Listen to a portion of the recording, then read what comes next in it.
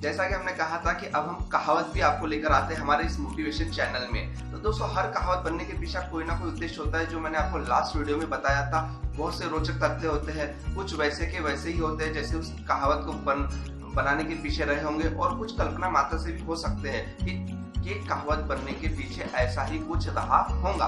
तो दोस्तों, इसी तरह आज भी हम एक बढ़िया सी कहावत लेकर आए हैं।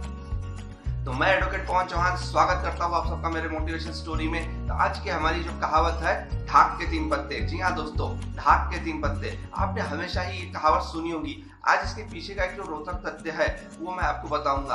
अब जिस भी व्यक्ति ने ये रोचक तथ्य बनाया होगा वो वास्तविक है या काल्पनिक है, पर बहुत ही इंटरेस्टिंग है। जब मैंने पढ़ा मुझे भी बहुत अच्छा लगा, और जब भी हम ऐसे रोचक तथ्य पढ़ते हैं दोस्तों, हमें कुछ ना कुछ उससे सीख मिलती है, और वही सीख मैं आप लोगों के साथ शेयर करता हूँ। तो दोस्तों, चलिए शुरुआत करते हैं आज की कहानी को, जिसका टाइटल है ढाक के तीन पत्ते। जी हाँ दोस्तों, एक समय की बात है, एक लकड़हारा था।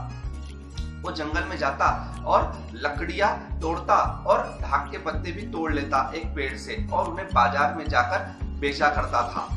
और जब वो ये कार्य करता और इसी से उसका गुजर बसर चलता, परिवार चलता था, और ये उसका रोज का काम था।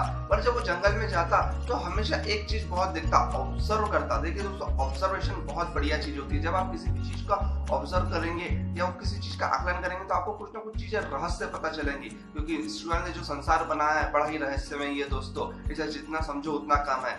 तो जब वो ढाक के पत्ते तोड़ा करता तो उसे पता चलता कि एक ही पेड़ के ऊपर एक ही स्थान पर तीन तीन पत्ते मिलते, और ऐसा उसने कई पेड़ों के ऊपर देखा था, कई पेड़ों के ऊपर। और दोस्तों, ये उसके जीवन का एक क्रम चल गया था बस तोड़ने का। और ढाक के जो तीन पत्ते दोस्तों, इसका सबसे पहले तो अर्थ समझ लीजिए। इसका सब मेन अर्थ ये होता है, सबसे महत्वपूर्ण अर्थ, कि एक जैसी स्थिति हमेशा बनी रहना। जी हाँ दोस्तों, एक जैसी स्थिति हमेशा बनी रहना। व्यक्ति चाहे कितना भी कार्य करे, परिस्थितियां वैसी ही रहती है।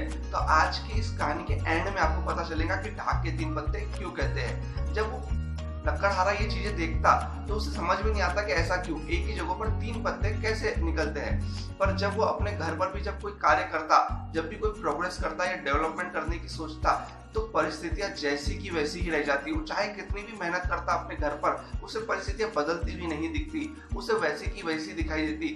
तो उसके मुंह से हमेशा निकल जाता, ढाक के तीन पत्ते।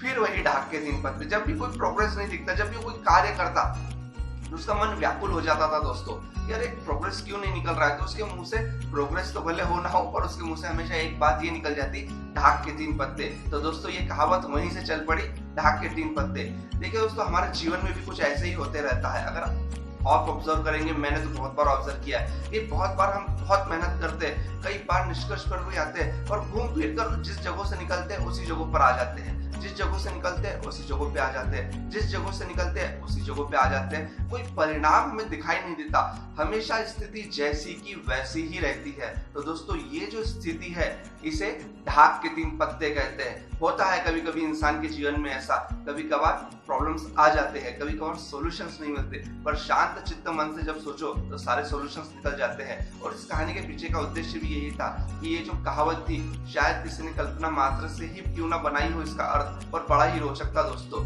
ढाक के तीन पत्ते।